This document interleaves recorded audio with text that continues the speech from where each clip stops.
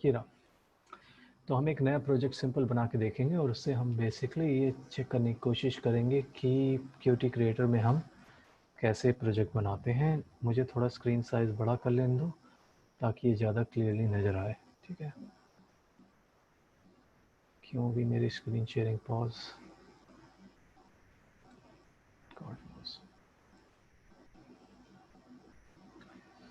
1 minute का समय मुझे चाहिए।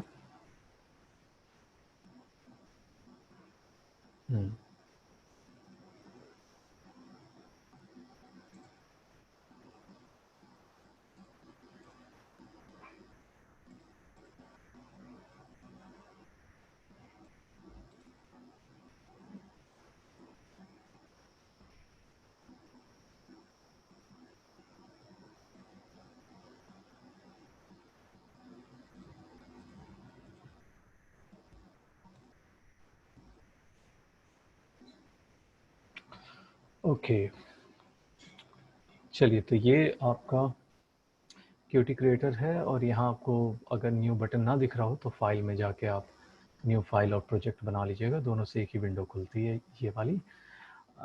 बस ध्यान रहे कि आप ये प्रोजेक्ट सेक्शन में हो instead of the file section at the bottom. नीचे फाइल सेक्शन है। so, हम प्रोजेक्ट बनाने जा रहे हैं और सबसे पहला ऑप्शन आपके लिए इम्पॉर्टेंट है बिकॉज आप एप्लीकेशन Qt से क्रिएट करोगे, इसमें C++ यूज़ करोगे। यहाँ अदर ऑप्शंस भी हैं, जैसे अगर आप Qt क्विक यूज़ करना चाहते हो, इसमें एक लैंग्वेज यूज़ होती है QML नाम की, which is a fast scripting language जो Qt पे बेस्ड है, लेकिन उसका सिंटेक्स थोड़ा डिफरेंट है and it's a entirely different language in its own. तो उसमें हमें अभी ध्यान ही नहीं देना। The other one is Qt for Android, और ऑब्वियसली इसको समझने के लिए आपको पहले काफ़ी कुछ समझना पड़ेगा कि पाइथन और Qt फॉर पाइथन Qt के साथ किस तरह से इंटरेक्ट करता है और उसकी लाइब्रेरी फंक्शंस वगैरह किस तरह के हैं, क्योंकि इसमें भी क्लासेस वगैरह होती हैं। तो जब तक आप पाइथन में क्लासेस नहीं समझेंगे तब तक आप पाइथन में Qt से वर्क नहीं कर सकते। तो the only option is the first one which is creating a Qt application using C++। अब आपके पास दो ऑप्शन है। आप widget एप्लीकेशन बनाना चाहते हैं which means a graphical user interface application या console application। So इसको याद रखने का सबसे आसान तरीका अभी जो आपको करना है, choose the first option in project and choose the first option in that application and then click on choose and यहाँ आपको नाम रखना है अपने प्रोजेक्ट का। नाम रखते वक्त याद रखिएगा कि don't put a name that has space in it. तो ऐसे ही नेम्स रखिएगा जिसमें स्पेस ना हो। अगर एक से ज़्यादा आपके वर्ड का नेम है, जैसे हमने लास्ट प्रोजेक्ट बनाया था करेंसी कैलकुलेटर, तो या करेंसी कन्वर्टर, तो जस्ट यूज़ कैमल केस, ऐसे लिखो currency converter. Just make the first letter capital और स्पेस को हटा दो and that will be your project. Okay, so हम यहाँ पे सिंपल बटन को क्लिक करके प्रोजेक्ट बनाने का काम कर रहे हैं। Let's call it hello world 3, ठीक है, 2, क्योंकि 1 हम एक बना चुके हैं हेलो वर्ल्ड।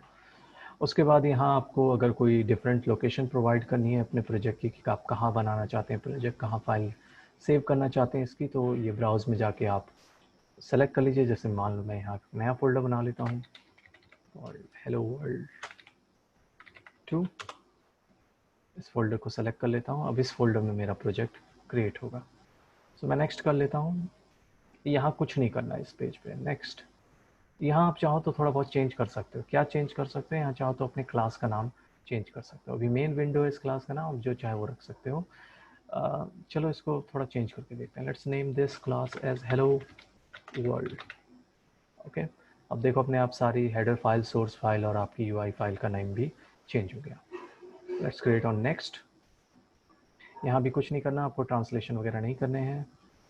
किट्स, अब यहाँ पे आपको अलग अलग केसेस दिखेंगे। जैसे मुझे यहाँ कई केसेस दिख रहे हैं, आपको सिर्फ ये दोनों दिखेंगे। अगर आपने इंस्टॉल किया होगा, इंस्टॉलेशन करते वक्त ही आपने ये सेलेक्ट किया था option MinGW and MinGW 64 and 32 bit, तो आपको यही दो दिखेंगे।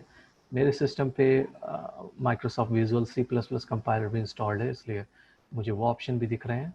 और अगर आप लिनक्स पे यूज़ कर रहे हैं तो इसकी जगह आपको सिंपली इस पूरे में दो ही ऑप्शन दिखेंगे, जनरली अच्छा होता है आप 32 बिट ऑप्शन सेलेक्ट करें, क्योंकि 32 बिट एप्लीकेशन अगर आप कोई बनाएंगे तो वो 64 बिट पे भी चल जाएगा और 32 बिट पे भी। तो अगर आपको दो ऑप्शन दिख रहे हैं, एक 64 एक 32 बिट है, तो 32 बिट ऑप्शन सेलेक्ट कर लीजिए। अगर एक ही दिख रहा है 34 बिट तो उसी सेलेक्ट रहने दीजिए। अगर सेलेक्ट का कोई ऑप्शन नहीं है तो कोई दिक्कत नहीं है, ऑलरेडी आपकी किट सेलेक्ट हो चुकी है, नेक्स्ट पे क्लिक कर दीजिए। अब यहाँ लास्ट में आपका सारी समरी आती है कि आपने कौन कौन सी फाइल्स बनाई हैं, कहाँ बनाई हैं फाइल्स, क्या आपने किसी गिट वगैरह में जोड़ा है उसको, नहीं जोड़ा, उसको नन पे ही रखा था हमने। फिनिश कर देंगे इसको। जैसे फिनिश करेंगे थोड़ा वेट करना पड़ेगा, वेट करने के बाद ये लोड होगा प्रोजेक्ट, लेट इट लोड।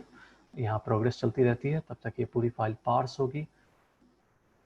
अगर इस बीच आपका कोई क्वेश्चन होता है तो हैंड रेस करके पूछ लेना, क्योंकि मुझे दिखेगा नहीं, यहाँ स्क्रीन मैंने बड़ी कर दी है, मुझे नज़र नहीं आएगा कुछ। ठीक है, सॉरी, बिना हैंड रेस किए माइक ऑन करके पूछ लेना क्वेश्चन। हाँ, तो ये आपकी मेन विंडो फाइल है, यहाँ आपको कुछ नहीं करना। यहाँ देखोगे लेफ्ट हैंड साइड पे सारी फाइल्स लिस्टेड हैं कि कौन कौन सी फाइल आपके प्रोजेक्ट में। यही चीज़ें कंफ्यूजिंग हो जाती है, समझ में नहीं आता कहाँ एडिट करना है GUI को और कहाँ पे क्या करना है। आपका जो कोड है वो सारा का सारा इस hello world.cpp में है। ये आपकी क्लास का नाम आपने रखा था, तो आपके सारे कंस्ट्रक्टर वगैरह ये hello world.cpp में है। और इसकी क्लास जो है उस हेडर फाइल में होती है, हेडर्स के अंदर hello world.h, ये इसकी क्लास है। ठीक है, तो यहाँ बहुत नीटली अरेंज्ड होता है। हेडर फाइल्स हेडर के अंदर है, C++ फाइल सोर्स के अंदर है, और ग्राफिकल फाइल सारी की सारी फॉर्म्स के अंदर है। तो ये फॉर्म्स के अंदर आप देख रहे हो hello world.ui है। इस पर डबल क्लिक करोगे तो आपका ये डिज़ाइनर खुल जाएगा उस फॉर्म की विंडो के साथ। यहाँ आपका ये बीच में ये डिज़ाइनर है, इसको आप ड्रैग ड्रॉप से भी छोटा बड़ा कर सकते हो, स्मॉल लार्ज जैसा साइज़ कर देना चाहो। ठीक है, जो चीज़ें आपको हटानी है रखनी है यहाँ से हटा सकते हो या रख सकते हो। ध्यान रखना कि सेंट्रल विजेट को डिलीट मत करना। उसके ऊपर ये ऐसा क्रॉस भी बना हुआ है यहाँ पे रेड सा कलर का, जिसका मतलब है इसको रिमूव नहीं किया जाता है। मेनू बार रखना चाहो रख लो, स्टेटस बार रखना चाहो रख लो, नहीं रखना तो राइट क्लिक करके रिमूव कर दो, रिमूव कर दो, वो चीज़ें हट जाएंगी। अच्छा, ये मैंने प्रमोट पे क्लिक कर दिया, सॉरी, रिमूव करना था। चलिए, सो अब वो चीज़ें हट गई, सिर्फ आपका ये सेंट्रल विजेट रह गया। यहाँ पे आप चीज़ों को ड्रैग एंड ड्रॉप कर सकते हो। अभी के लिए अगर आपको कोई इनपुट करना है तो इनपुट में कई सारे कंपोनेंट बने हुए हैं। देखो, ये है आपका इनपुट का पार्ट। यहाँ कॉम्बो बॉक्स है, लाइन एडिट है, टेक्स्ट एडिट है, प्लेन टेक्स्ट एडिट है, स्पिन बॉक्स है। जनरली जब आपको कोई सिंगल वैल्यू या सिंगल वर्ड या एक स्पेसिफिक लाइन लेनी हो तो ऑलवेज चूज लाइन एडिट। ठीक है, लाइन एडिट लो, टेक्स्ट एडिट मत लो, because text edit is mostly use for multiple lines को बड़ा कर सकते हो, उसमें नंबर ऑफ लाइन्स आप चेंज कर सकते हो, 10 लाइन 20 लाइन का पैराग्राफ लिख सकते हो। तो इसको हम यूज़ करते हैं टेक्स्ट एडिट को जब हमें बहुत ज़्यादा टेक्स्ट इनपुट करना होता है, जैसे एक पैराग्राफ लिखना, किसी को मैसेज भेजना, ईमेल भेजना, उसकी फील्ड बनानी है, तो उसके लिए यूज़ करते हैं। लेकिन जनरली अभी आप जितने प्रोजेक्ट करोगे हर एक के लिए लाइन एडिट यूज़ किया करो, it's more simpler to use. ठीक है, अब लाइन एडिट पे अगर तुम राइट क्लिक करोगे और गो टू स्लॉट वाले ऑप्शन पे जाओगे तो आपको ऑन क्लिक फंक्शन नहीं दिखेगा, क्योंकि आप इस पे क्लिक नहीं करते। ठीक है, इसमें तो टाइप करते हो। क्लिक करने के लिए आपको एक बटन बनाना पड़ेगा, वो बटन्स के अंदर है। ठीक है, ये बटन ऑप्शन है, इनपुट के ऊपर आओगे तो यहाँ आपको बटन्स मिल जाएगा, और कई तरह के बटन है इसमें, push button, tool button, radio button, check box, dialog box button, command link button. आपका जनरल पर्पस बटन होता है ये पहला वाला पुश बटन। तो पुश बटन को लगा लोगे और उस पर राइट क्लिक करोगे, गो टू स्लॉट में जाओगे तो आपको क्लिक, प्रेस वगैरह ये सारे ऑप्शन दिख जाएंगे। ठीक है, तो इस बटन को प्रेस करके इस टेक्स्ट को चेंज करने का काम हम इस प्रोग्राम में करके दिखाते हैं। सो पहले आप ड्रैग एंड ड्रॉप से अगर करना चाहो तो ड्रैग एंड ड्रॉप से लगा लो, कहीं अरेंज कर लो, ये कर दिया, इसका साइज़ भी बढ़ा लो, ये बढ़ा दिया, सही लग रहा है यहाँ पे। इसको भी थोड़ा बड़ा कर देते हैं टेक्स्ट एडिट को अपने। ठीक है, थोड़ा सा इधर, हाँ अब सही है। पुश बटन को ऊपर कर देते हैं थोड़ा, विंडो को ज़्यादा ही बड़ा, इसको छोटा कर देते हैं ऐसे ड्रैग करके, ये कर दिया, और छोटा कर लेते हैं, इतना बड़ा विंडो बनाने का मतलब है। इसको यहाँ लगा देते हैं, इसको और छोटा कर देते हैं। ऑलराइट, अब आपको पहले ये टेक्स्ट बदलना होगा। सबसे पहले आप चाहोगे पुश बटन की जगह कुछ ऐसा लिखा है, click me, something like this is a button, press me या something like this. So right click, change text, या अगर वो नहीं करना चाहो डबल क्लिक कर दो तो आप चेंज कर सकते हो टेक्स्ट को। ठीक है, दो तरीके हैं, right click change text, double click change text. तीसरा तरीका, बटन को सेलेक्ट कर लो और ये जो इसकी प्रॉपर्टी है इसमें चले जाओ सबसे नीचे और यहाँ तुम्हें दिखेगा टेक्स्ट, इस टेक्स्ट को चेंज कर दो और फिर तो क्लिक में लिखा आ गया। यहाँ राइट क्लिक कर लो, चेंज टेक्स्ट पे चले जाओ, यहाँ से चेंज कर लो, क्लिक मी। ठीक है, कई तरीके हैं इसको चेंज करने के। ठीक, अब इसको फॉन्ट वगैरह कैसे बड़ा करना है वो आप राइट क्लिक करके नहीं कर सकते, तो आपको सेलेक्ट करके फॉन्ट वगैरह इस प्रॉपर्टी विंडो से ही चेंज होगी। जिस चीज़ को आप सेलेक्ट करोगे उसी चीज़ की प्रॉपर्टी यहाँ दिखेगी। तो ध्यान रखना कि बटन की प्रॉपर्टी चेंज करो तो बटन ही सेलेक्टेड हो। ठीक है, ऐसा ना हो कि मेन विंडो सेलेक्टेड हो और फिर आप फॉन्ट चेंज करो और फॉन्ट चेंज ही ना हो।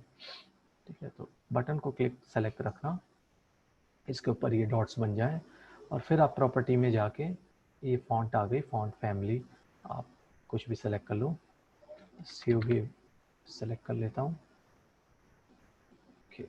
पॉइंट साइज बढ़ा लो, मेन यही होता है साइज थोड़ा आपको बड़ा करना है, 16 कर लेते हैं। Now this looks good. Bold कर लें इसको, बोल्ड कर दिया। ठीक है, इटैलिक करना हो इटैलिक कर लो। ठीक है, अंडरलाइन करना हो अंडरलाइन कर लो, स्ट्राइक थ्रू करना हो स्ट्राइक थ्रू कर लो। ये ऑप्शन पहले से प्री डिफाइंड मौजूद है, जो आपको इसमें से यूज़ करना चाहो, जितना आप फॉन्ट रखना चाहो आपके ऊपर डिपेंड करता है। ये that is all customization. Now अब जब हम इसको क्लिक करेंगे तो ये टेक्स्ट बॉक्स चेंज हो जाए। कोड में जाने से पहले अच्छा होता है कि इन दोनों, ये दो चीज़ें आपने प्लेस की हैं, दो विडजेट आपने अपने इस विंडो के अंदर प्लेस किए हैं, इन दोनों का ऐसा नाम रखो जो यूज़फुल हो। ये जो लाइन एडिट आपने बनाया है, ये है लाइन एडिट आपका, इस पर राइट क्लिक करके इसका ऑब्जेक्ट नेम चेंज कर लो ताकि कोड में आप इजीली आइडेंटिफाई कर सको कि ये कौन सा ऑब्जेक्ट है। So let's name it text field, ऐसा रख लेते हैं नाम। ओके, और ये जो हमारा बटन है इसको चेंज करके change object name click button. Okay, object name में स्पेस मत देना because it's like a variable name, इसमें स्पेस नहीं होता। चाहो तो नहीं भी कर सकते थे, ऑब्जेक्ट नेम वही रहने देते क्योंकि एक ही बटन था, एक ही इनपुट फील्ड थी, तो कोई फ़र्क नहीं पड़ता। इसलिए मैंने बता दिया क्योंकि आगे एक प्रोजेक्ट में कई सारे बटन्स होंगे तो आपको आइडेंटिफाई करना पड़ेगा ना कौन सा बटन किस काम का है, तो उसका एक स्पेसिफिक उसका ऑब्जेक्ट नेम ऐसा होना चाहिए जो पता चले आपको कि ये बटन किस लिए बनाया था आपने। चलिए, तो हमने ऑब्जेक्ट नेम भी चेंज कर दिए। अब जरा इस क्लिक मी पे राइट क्लिक करते हैं और जाते हैं इसके स्लॉट पे, क्योंकि अब हमें कोड लिखना है। इसके क्लिक करने पे क्या होगा वो हमें डिफाइन करना है। तो राइट क्लिक किया इस बटन को और इसके स्लॉट पे चले गए और ये स्लॉट पे ये बटन बना हुआ है क्लिक प्रेस अलग अलग। चलो इस बार प्रेस सेलेक्ट कर लेते हैं, प्रेस्ड ओके कर लेते हैं। ओके, कोड में आ गए, ये अपने आप एक फंक्शन बन गया। अगर सिर्फ यहीं कोड ऐड नहीं हुआ अपने आप, अगर तुम हेडर फाइल में देखोगे तो यहाँ पे भी अपने आप प्राइवेट स्लॉट के अंदर एक फंक्शन डिफाइन हो गया। क्योंकि अगर आपको कोई क्लास से रिलेटेड फंक्शन यूज़ करना है तो उसको पहले क्लास में डिक्लेयर करना पड़ता है। तो वो जो आपने एक सिंगल क्लिक किया राइट क्लिक, हाँ सिद्धार्थ बोलिए। प्रेस और क्लिक में क्या डिफरेंस रहता है? प्रेस और क्लिक में ये डिफरेंस होता है, जब आप right click sorry left click को नीचे ऐसे प्रेस करते हो तो प्रेस है, जब उसको छोड़ते हो देखो दो इवेंट है, प्रेस करके छोड़ना दैट इज क्लिक, ठीक है, और सिर्फ प्रेस करके रखना दैट इज प्रेस्ड। तो क्लिक तब तक रजिस्टर नहीं होता जब तक आप बटन को छोड़ ना दो, और प्रेस तब भी रजिस्टर्ड होता है जब आप उसको प्रेस कर दो। तो कई जगह आप क्लिक फंक्शन देना चाहते हो क्योंकि लोग क्या करते हैं कि चीज़ों को क्लिक गलती से कर दिया फिर उनको याद आया कि हाँ क्लिक नहीं करना था, तो ड्रैग कर देते हैं ऐसा और फिर छोड़ते हैं, तो उसको क्लिक नहीं माना जाता। तो क्लिक होता है तुरंत प्रेस करके रिलीज कर देना, प्रेस होता है उसको जैसे ही आपने प्रेस किया भले आप रिलीज करो या ना करो वो फंक्शनैलिटी एग्जीक्यूट हो जाएगी। तो इस प्रोग्राम में दोनों में कोई फ़र्क नहीं है, पर जैसे जैसे आगे देखोगे ऑपरेटिंग सिस्टम स्पेसिफिक चीज़ों में ये प्रेस और क्लिक में बहुत सारे डिफरेंस आते चले जाएंगे। आगे मैं डिटेल में उसको कवर करने की कोशिश करूँगा जहाँ मल्टीपल बटन्स होंगे, एक में हम प्रेस फंक्शन लगा के देखेंगे, एक में क्लिक लगा के देखेंगे, ठीक है। चलो, सो अभी तुम मेरा माउस नहीं देख पा रहे हो वरना मैं आपको इसी में एग्जांपल बता देता कि प्रेस और क्लिक के बीच में क्या डिफरेंस होता है, but unfortunately I can not show you my mouse by sharing the screen. अब मुझे इस बटन के प्रेस करने पे करना क्या है, इस बटन का कुछ नहीं करना, ठीक है, इस बटन को नहीं सेलेक्ट करना, वो जो हमने टेक्स्ट फील्ड बना रखी थी उसमें कुछ लिखना है। तो पहले यूज़र इंटरफेस में कुछ भी चेंज करने के लिए यूआई लिखते हैं, फिर ऐसे एरो बनाते हैं, ठीक है। उसके बाद अपना यहाँ पे सारे आगे यूआई में कौन कौन सी चीज़ें हैं, तो ये हमें टेक्स्ट फील्ड हमने सेलेक्ट कर लिया, ठीक है, क्योंकि इसी को चेंज करना है हमें। टेक्स्ट फील्ड सेलेक्ट कर लिया, फिर एरो बनाया, और शायद अब तक आपको याद हो गया हो कि टेक्स्ट चेंज करने के लिए सेट टेक्स्ट को यूज़ करते हैं। अगर भूल जाओ, ये याद ना हो, मुझसे पूछ लेना, मैं बता दूंगा कि सर ये सेट टेक्स्ट टेक्स्ट फील्ड में भी काम करता है, लेबल में भी काम करता है, बटन का भी टेक्स्ट चेंज कर सकते हो इसी सेम फंक्शन से। डिपेंड करता है कि आपने शुरू में कौन सा ऑब्जेक्ट लिख रखा है। आपने टेक्स्ट फील्ड लिख रखा है तो टेक्स्ट फील्ड का टेक्स्ट चेंज होगा इससे। उसमें अभी कोई टेक्स्ट नहीं है, चलो उसमें कुछ टेक्स्ट भर देते हैं, जैसे हेलो, और मैंने कहा था अपना नाम लिख देना उसमें, अपना नाम लिख देते हैं। और लास्ट में because C plus plus semicolon तो लगाना पड़ेगा। देखो जस्ट 1 लाइन ऑफ कोड लिखना था आपको, लिख दिया हमने इतना। अब बिल्ड कर लो इसको, पहले बिल्ड करना, रन मत करना, पहले बिल्ड करना ताकि पता चल जाए कोई एरर तो नहीं है इसमें। So let it build, wait and have a cup of coffee.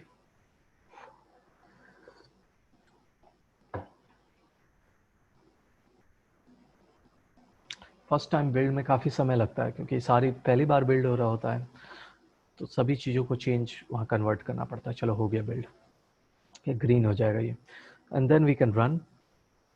Run पे क्लिक करते हैं, हालांकि रन पे क्लिक करोगे तो फिर से बिल्ड होगा, लेकिन यहाँ नहीं हुआ। चलो रन हो गया प्रोग्राम, ये रहा। शायद आपको नहीं दिख रहा होगा, अभी दिखेगा, रुको 1 मिनट, कहाँ गया भाई स्क्रीन, ये रही। हाँ अब शायद दिख रहा होगा। ये हमारा प्रोग्राम है, छोटा सा ही हमने बनाया था, ठीक है। अब अगर मैं क्लिक में पे क्लिक करूँ, देखो ये टेक्स्ट लिखा आ गया। फिर से रन करते हैं, ठीक है। क्लिक में पे क्लिक किया, देखो टेक्स्ट लिखा आ गया। अच्छा, अब मैं चाहता हूँ कि ये जो टेक्स्ट लिखा आ रहा है थोड़ा बीच में आए, और थोड़ा सा टेक्स्ट इसका फॉन्ट साइज़ बड़ा हो। तो फिर से मुझे वापस फॉर्म में जाना पड़ेगा। देखो ये लेफ़्ट विंडो है, और देखो नेविगेशन में समझा दूँ क्लियरली, ठीक है। लेफ़्ट, यहाँ लेफ़्ट साइड पे आपका नेविगेशन का पूरा दिया हुआ है। सो यहाँ से आप ये डबल क्लिक करेंगे इस हेलो वर्ल्ड यूआई पे, तो आप फॉर्म पे चले जाएंगे। और फॉर्म से अगर वापस आपको कोड में जाना है तो आप लेफ़्ट विंडो, आपकी पेन गायब हो गई क्योंकि अब ये आ गया, विडजेट वाले बार्स आ गए। तो यहाँ शुरू में ऊपर में देखोगे ये एक ड्रॉप डाउन मेनू है, जहाँ आपकी जितनी फाइल्स खुली हुई हैं सबकी लिस्ट आ गई। Hello world dot U I खोलना चाहते हो तो खुली हुई है, hello world dot C P P पे जाना चाहते हो तो उसकी लिस्ट आ गई, वो खुल जाएगा। फिर आपका अपने आप ये लेफ़्ट पेन अपीयर हो गया। वापस फॉर्म में जाना है, डबल क्लिक कर दो, वापस फॉर्म में आ गए। अच्छा, हमें इस टेक्स्ट विंडो का कुछ करना था, इसका पहले फ़ॉन्ट चेंज करना था। तो इसको हमने टेक्स्ट वाले पार्ट को सेलेक्ट कर लिया, फ़ॉन्ट में गए, फैमिली चेंज कर ली, वही हम सी ओ गे फ़ॉन्ट यूज़ कर लेते हैं।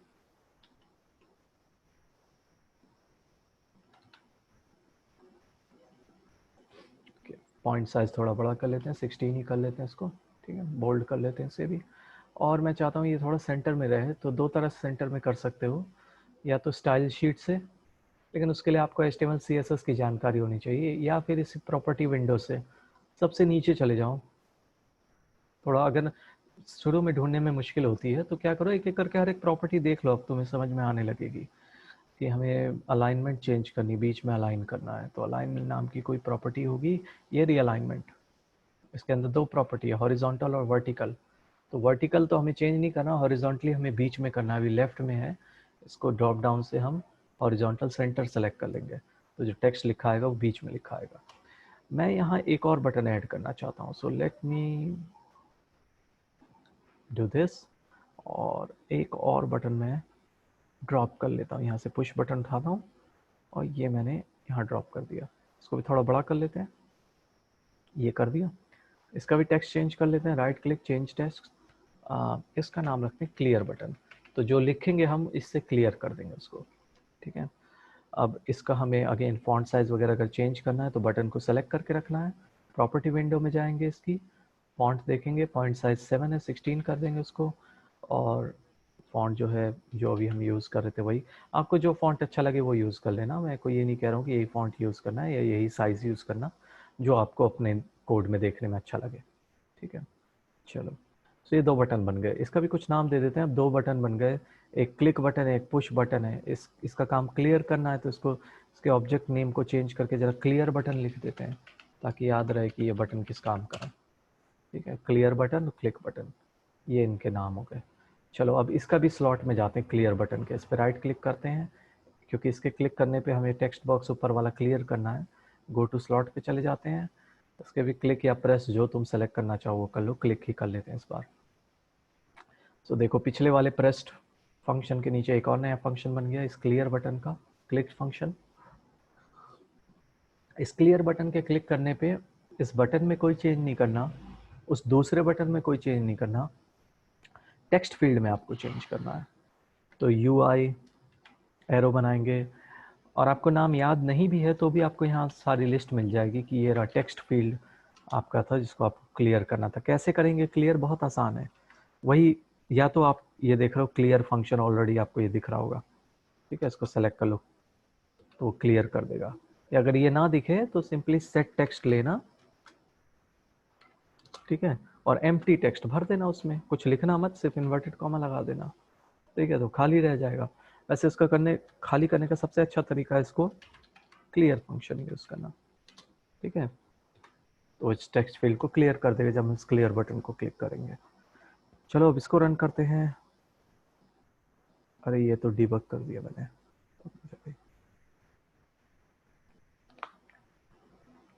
ये बीच वाला जो प्ले बटन है वो डीबग का, वो एरर्स वगैरह फाइंड करने में काम आता है, उस पर ध्यान नहीं देंगे हम, ऊपर वाले फंक्शन को पे ध्यान देंगे। सो अभी कुछ नहीं लिखा, अगर मैं क्लियर क्लिक भी करूँ तो कोई फ़र्क नहीं पड़ता उससे। अच्छा, क्लिक मी पे क्लिक कर लेते हैं। क्लिक मी, देखो लिखा आ गया हेलो प्रतीक, बीच में आया, इस बार फॉन्ट भी बड़ा है। और क्लियर करेंगे तो वो खाली हो जाएगा क्योंकि क्लियर में हमने यही कोड लिख रखा है कि वो टेक्स्ट फील्ड क्लियर हो जाए। क्लिक मी पे क्लिक करेंगे तो टेक्स्ट लिखा आ गया, ये सेट टेक्स्ट हो गया, और क्लियर पे करेंगे तो खाली हो गया। तो सिंपल फंक्शनैलिटी इसकी है। अच्छा, अब हम चाहें तो इसमें भी कुछ खुद भी लिख सकते हैं। ये मैं नहीं चाहूँगा कि मैं खुद से कुछ लिख पाऊँ इसमें। सो हमें इस टेक्स्ट फील्ड को रीड ओनली बनाना पड़ेगा कि कोई यूज़र डायरेक्टली इसमें कुछ ना लिख पाए, तभी इसमें इनपुट हो जब हम चाहें। खुद से लिखने के बाद क्लिक मी कर दे फिर तो वो चेंज हो जाएगा, फिर से वो प्रतीक लिखा आ जाएगा। Let me show you, run करके देख लेते हैं। सो हेलो लिख लेते हैं और क्लिक मी करते हैं। देखो सो सेट टेक्स्ट क्या करता है कि देखो क्लिक मी चाहे हम कितनी बार भी क्लिक करें यही फंक्शन कॉल होगा, ये वाला। सेट टेक्स्ट क्या करता है कि कुछ भी पहले से लिखा है उसे कोई मतलब नहीं है, वो जो पहले से लिखा उसको मिटा देगा और उसकी जगह जो तुमने प्रोवाइड की है वैल्यू वो वहाँ पे प्लेस कर देगा। तो हमेशा कुछ भी चाहे तुमने लिख रखा हो, तो मैं कुछ डिलीट भी कर दूँ, ठीक है, तो जैसे ही मैं क्लिक करूँगा it will again replace it with this text hello Prateek, और क्लियर करूँगा तो ये खाली हो जाएगा। क्लियर अगर मैं खुद भी कुछ लिख दूँ तो भी काम करेगा, क्लियर दबा दूँ तो इरेज हो गया, खाली हो गया। क्लियर को कोई मतलब नहीं है कि उसमें टेक्स्ट तुमने लिखा है या क्लिक मी बटन से आया है, उसका बस एक ही काम है, उस पर क्लिक करोगे तो ये टेक्स्ट फील्ड क्लियर फंक्शन चालू हो जाएगा, उसमें जो लिखा वो फिनिश हो जाएगा, क्लियर हो जाएगा, ख़त्म हो जाएगा, सिंपल। अब जनरली टेक्स्ट फील्ड में आप चाहते हो कि यूज़र लिखें, इसलिए टेक्स्ट फील्ड बनाई जाती है, लेकिन मान लो हम यहाँ नहीं चाहते कि यूज़र कुछ लिख पाए इसमें, उसको रीड ओनली बनाना पड़ेगा। तो फिर से फॉर्म में जाएंगे, इस टेक्स्ट फील्ड पे क्लिक करेंगे, यहाँ प्रॉपर्टीज़ देखेंगे, इसमें देखिए कहीं रीड ओनली है प्रॉपर्टी, एक एक करके देखते जाएंगे, नीचे हमें ये मिलेगी रीड ओनली प्रॉपर्टी। इसके आगे एक चेक बॉक्स बना हुआ, उसको टिक कर देंगे। एक बार क्लिक करोगे तो नहीं होगा, 2 बार में जाके चेक होता है वो। तो चेक बॉक्स पे क्लिक कर दिया। अब इसको रन करेंगे तो लेट इट रन। अब हम इसमें कुछ नहीं लिख सकते, अरे ये मैक्सिमाइज क्यों हो गया, अब इसमें कुछ नहीं आ सकता, कुछ प्लेस नहीं कर सकते। क्लिक भी कर रहे हैं तो कोई कर्सर नहीं बन रहा। अब सिर्फ जब हम क्लिक करेंगे तो ही इसमें टेक्स्ट लिखा आएगा, उसको हम मॉडिफाई भी नहीं कर सकते। क्लिक करके इरेज करना चाहें नहीं हो रहा इरेज, अनफॉर्चुनेटली इरेज यहीं से होगा, क्लियर। सो ये यूज़फुल है जब तुम यूज़र से कुछ टेक्स्ट नहीं लेना चाहते, वही टेक्स्ट प्लेस करना चाहते हो जो तुम चाहो, तब इस तरह की चीज़ें काम आती है। So this was a simple introduction to Qt। ये भी क्लास रिकॉर्डेड है और इसको भी मैं अपलोड कर दूंगा यूट्यूब पे, तो आपको वहाँ से भी आइडिया हो जाएगा। अगर बीच में कन्फ्यूज़न हो तो just go to the video and check कि आपको कोई चीज़ कैसे चेंज करनी है। And try to create a program. Now use your own imagination. मैं कोई एक्सरसाइज नहीं दूंगा. Just make a simple program which involve some buttons, a text input box, और उसमें यही हो, क्लिक करने पे कुछ लिखा है, क्लियर बटन से क्लियर हो जाए, एंड समथिंग लाइक दैट. ऐसा कुछ करना चाहो तो करके देखो. Sir the main purpose is sir to get you homework दे फेमिलियर दीजिए विद. सर, क्या हो गया? होमवर्क की, तो उसमें फिर समझ आ जाता क्या करे। चलो तो सर हाँ बोलिए सीधा. जैसे अपन को सर राइट ओनली करना फिर, क्या करना है? जैसे कि सर पे यूजर से लेना है इनपुट तो। हाँ तो आप ये क्लिक मी जो में जो आपने फंक्शन लगा रखा है वो हटा दीजिए. क्लिक मी के अंदर जो आपने UI सेट टेक्स्ट लिखा हुआ है उसको हटा दो. क्लिक मी बटन ही हटा दो, तो उसका काम ही खत्म हो जाएगा. फिर यूज़र जब लिखेगा तभी इनपुट आएगा. तो वो तो आपने फंक्शनैलिटी ऐड की अपने से. आपने उसके अंदर एक UI सेट टेक्स्ट और फिर एक टेक्स्ट लिख दिया तो प्लेस हो रहा है. उसको हटा दो उस फंक्शन को, तो कुछ नहीं होगा. जब यूज़र इनपुट करेगा तो इसमें लिखा आएगा. जैसे अगर इसको रिमूव कर दें, कहाँ गया भाई इसका रिमूव, डिलीट. क्या देखें जरा इसका फंक्शन डिलीट हुआ या नहीं. तो ज़रा CPP फाइल में जाते हैं. फंक्शन अभी भी है, इसको हटाओ, फंक्शन की ज़रूरत नहीं है. ठीक है. और वो hello world.h में जाओ और यहाँ से भी ये फंक्शन हटा दो, क्लिक बटन वाला. सिर्फ क्लियर बटन वाला रहने देते हैं. अब जरा बिल्ड करके इसको देखते हैं क्या होता है.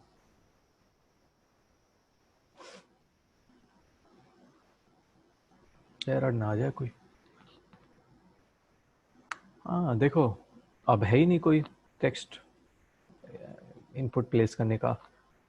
और अनफॉर्चुनेटली तुम भी इनपुट नहीं कर सकते क्योंकि इसको रीड ओनली कर दिया था मैंने.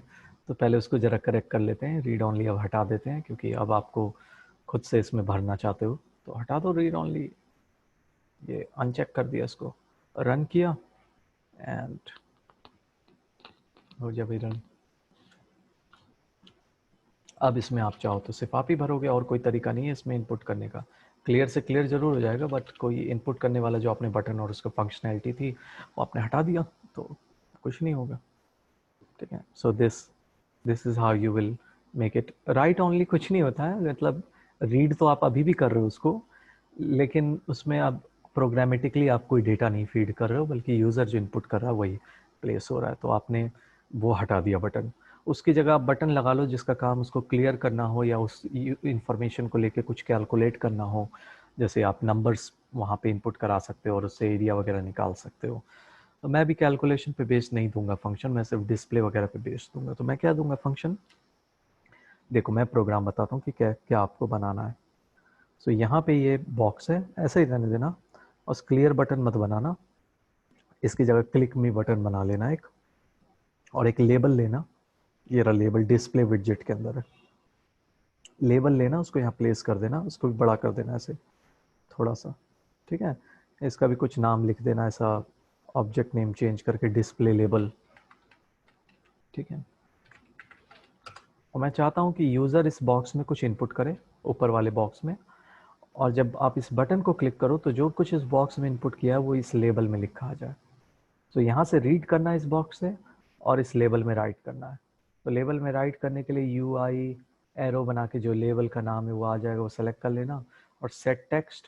और ऊपर से रीड कैसे करना है, किसी टेक्स्ट बॉक्स से रीड कैसे करते हैं उसका तरीका भी मैं बता देता हूँ.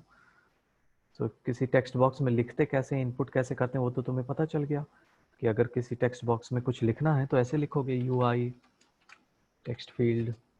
ठीक है. सेट टेक्स्ट ऐसे, और इसमें जो फिल कर दोगे वो उस टेक्स्ट में लिखा आ जाएगा. तो ये तो टेक्स्ट लिखने का तरीका हो गया. पर उससे अगर टेक्स्ट रीड करना हो किसी वेरिएबल में तो कैसे करोगे. सो पहले तुम्हें याद रखना पड़ेगा कि जो तुम रीड करो उसमें अगर पहले से कोई वैल्यू प्रेजेंट है, उसको थोड़ा लॉजिकली सोचो कि तुम्हारे इस टेक्स्ट फील्ड में पहले से कोई वैल्यू प्रेजेंट है. ठीक है. उसको तुम रीड करना चाहते हो.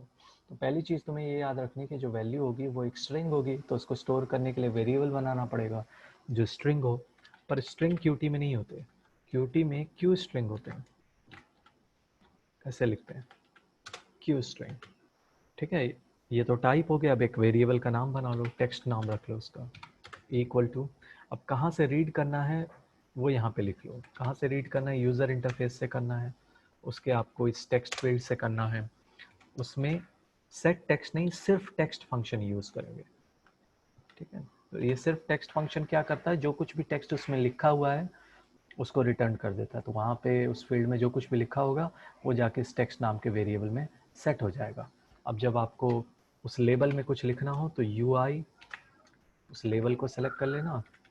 आगे पे लेबल डिलीट कर दिया क्या हमने लेबल उसमें से, देखिए फॉर्म में लेबल कहाँ है, ये रहा लेबल, इसको सेव कर लेते हैं वरना वहाँ आएगा। पर उस बॉक्स का तो एक अलग वो बनेगा ना फंक्शन।